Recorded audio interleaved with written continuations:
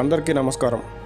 జనసేన పార్టీలో ప్రధాన కార్యదర్శిగా తమ్ముడికి తోడుగా నాగబాబు గారు జనసేన పార్టీలో క్రియాశీలకంగా వ్యవహరిస్తున్నారు. నాగబాబు గారు గత ఎన్నికల్లోనే ఎంపీగా పోటీ చేయాలని భావించిన పొత్తుల కారణంగా అది సాధ్యం కాలేదు. తాజాగా రాజ్యసభకు నాగబాబు గారిని జనసేన నుంచి ఎంపిక చేస్తారని భావించినప్పటికీ చివరకు అది కూడా సాధ్యం కాలేదు.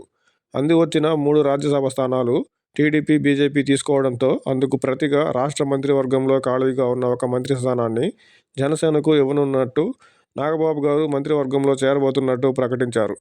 దశాబ్ద కాలంగా జనసేన పార్టీకి పవన్ కళ్యాణ్ గారికి తోడుగా ఉన్న నాగబాబు గారికి మంత్రి పదవి ఇవ్వడం సబబే అనుకున్నా, అదే సమయంలో పెద్దగా పట్టించుకోవాల్సిన అవసరం లేకపోయినప్పటికీ మెగా బ్రదర్ నాగబాబు గారికి మంత్రి పదవితో రాజకీయంగా జనసేనకు అదనంగా వచ్చే ప్రయోజనం ఏమీ లేదు.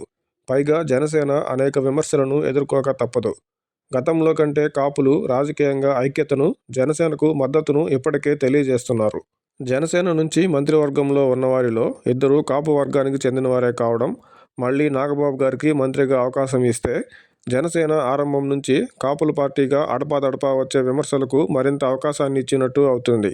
21 మంది ఎమ్మెల్యేలు ఉన్న పార్టీలో ఎమ్మెల్యేగా కూడా లేని నాగబాబు గారికి మంత్రి పదవి ఇవ్వడం కంటే ఉన్న 21 ఎమ్మెల్యేలలో కాపుయేతర ఎమ్మెల్యేకి మంత్రిగా అవకాశం ఇవ్వడంతోనే జనసేనకు రాజకీయంగా, సామాజికంగా మేలు చేస్తుంది.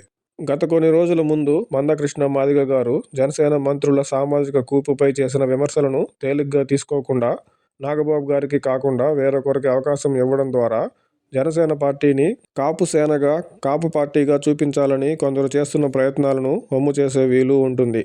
పవన్ కళ్యాణ్ గారు నాగబాబు గారికి మంత్రి పదవిపై మరోసారి ఆలోచించి నిర్ణయం తీసుకుంటే జనసేన భవిష్యత్తు రాజకీయాలకు మేలు చేస్తుంది.